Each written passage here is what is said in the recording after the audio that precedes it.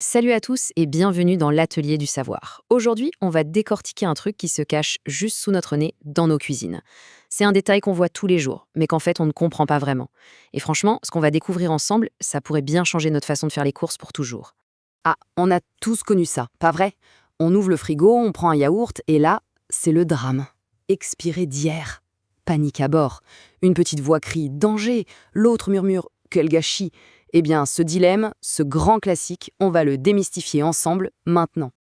Alors, attention, et si on découvrait que cette règle quasi sacrée n'est en fait qu'un grand mythe? Si, on va déconstruire une idée reçue qu'on pensait gravée dans le marbre. En fait, tout part d'un gros malentendu. Parce que le truc, c'est qu'il n'y a pas une date, mais plusieurs.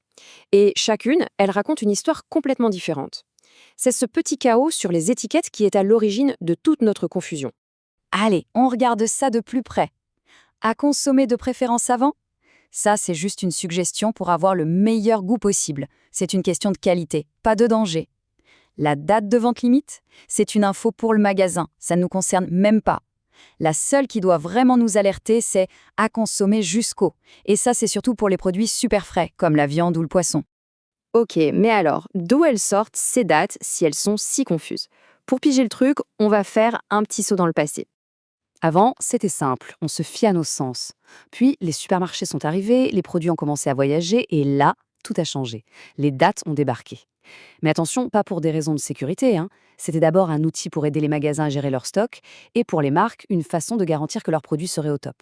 La sécurité, ce n'était même pas le sujet au départ. Et voilà, on touche au cœur du problème. Les fabricants, ce qu'ils veulent, c'est qu'on ait la meilleure expérience possible avec leurs produits. C'est une question d'image de marque, tout simplement. Du coup, ils sont hyper prudents et mettent des dates super courtes, bien avant que le produit soit vraiment immangeable. C'est du marketing, une protection juridique, mais ce n'est pas de la science. Bon, on a bien compris le problème. Alors la solution, c'est quoi? La bonne nouvelle, c'est qu'on a déjà tous en nous l'outil le plus puissant qui existe, bien plus fiable comme n'importe quelle date sur un emballage. C'est juste du bon sens. Regarder, sentir, toucher. Les 3 étapes de base. C'est la méthode que nos grands-parents utilisaient et elle est toujours aussi valable. Nos sens, ils ont évolué pendant des millions d'années pour nous protéger. Il est peut-être temps de leur refaire un peu confiance, non? Bien sûr, attention, il y a des exceptions. On ne rigole pas avec la viande crue, le poisson frais ou la charcuterie, on est d'accord. Le lait pour bébé, c'est un cas à part, c'est hyper réglementé. Mais pour l'immense majorité des choses qu'on a dans nos placards, les conserves, les pâtes, les œufs, ce genre de choses, la date, c'est vraiment plus une suggestion qu'une condamnation. Ok, sauver un yaourt, c'est cool. Mais en quoi cette histoire de date est si importante au final? Eh bien, parce que les conséquences de cette petite confusion dans nos frigos, elles sont en fait gigantesques pour la planète. Il suffit de regarder les chiffres. Une part immense du gaspillage alimentaire vient directement de chez nous. Aux États-Unis, par exemple, c'est 37%. Et la cause numéro 1 de tout ça, c'est notre peur de ces fameuses dates. On jette des tonnes de nourriture encore parfaitement bonne, juste par précaution. Presque 400 000 tonnes, c'est la quantité de nourriture qui pourrait être sauvée chaque année juste en ayant des étiquettes plus claires. C'est fou, non?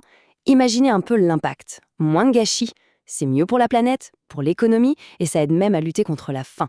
Le potentiel est juste énorme. Alors, au final, qu'est-ce qu'on doit retenir de tout ça? C'est quoi la nouvelle règle du jeu la prochaine fois qu'on ouvre le frigo? Voici donc les nouvelles règles d'or.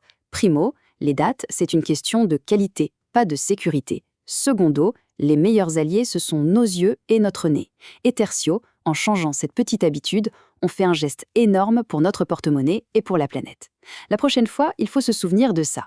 Il vaut mieux douter de la date que de la nourriture. Voilà. Si cette petite mise au point a été utile, un petit like fait toujours plaisir, partagez l'info et bien sûr abonnez-vous pour ne rien manquer.